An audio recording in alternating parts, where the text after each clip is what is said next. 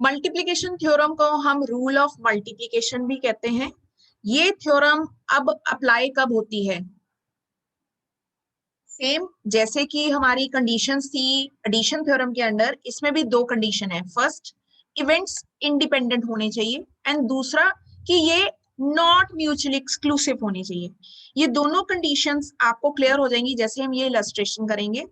To precisely explain, यानी जब आपके इवेंट ऐसे हैं, दो इवेंट हो रहे हैं लेकिन दोनों ही इंडिपेंडेंट है, एक का होना दूसरे पे डिपेंडेंट नहीं है, यानी दोनों इंडिपेंडेंट है और दोनों साइमल्टेनियसली हो सकते हैं। नॉट म्यूचुअली एक्सक्लूसिव का मतलब दोनों हो सकते हैं ऑल टुगेदर।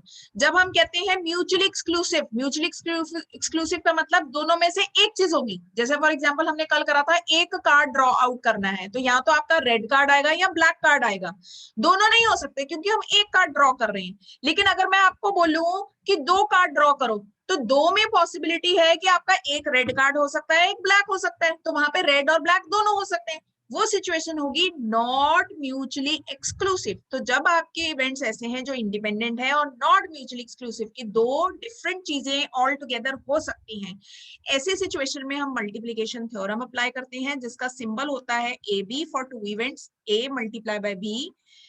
अगर थ्री इवेंट्स हैं तो probability of A multiply by probability of B multiply by probability of C. This will be more clear with this example, illustration 5. There are 6 black and 10 white balls in a box.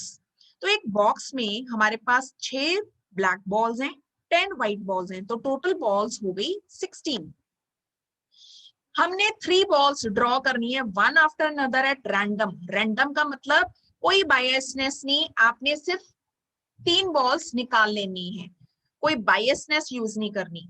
Without replacement, without replacement का मतलब होता है कि आपने वापस नहीं डालनी। एक बॉल निकाली तो 16 में से एक निकल गई, 15 रह गई। दूसरी बॉल निकाली तो 14 रह गई, तीसरी बॉल निकाली तो 13 रह गई। विदाउट रिप्लेसमेंट यानी रिप्लेस बैक नहीं करना, वापस नहीं डालना, विदाउट। अगर वापस डालनी है तो यहाँ पे वर्ड होता विद रिप्लेसमेंट, इस तरह से वर्ड दिया होता। Find the probability that all the 3 balls are white. 3 balls निकाली, क्या चांसेस हैं तीनों की तीनों व्हाइट आएंगी। Now probability of getting white ball, हमने पहला चांस, सपोज हम ये गेम खेल रहे हैं, अगर 3 चांसेस मिले, तीनों बॉल्स व्हाइट आ गई तो हमें 500 रुपीज इनाम मिलेगा। तो हमारे फर्स्ट ड्रॉ में पहले चांस में क्या प्रोबेबिलिटी है व्हाइट बॉल आ जाए? टोटल व्हाइट बॉल्स कितनी है? 10।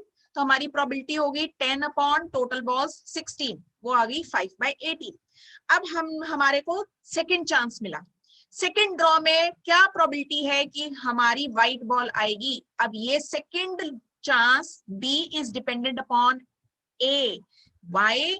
क्योंकि अब टोटल व्हाइट बॉल्स रह गई 9 और व्हाइट बॉल्स रह गई 9 और टोटल बॉल्स रह गई 15, क्योंकि ये विदाउट रिप्लेसमेंट है, वापस नहीं डालना हमने। क्वेश्चन में क्या लिखा है? Without replacement.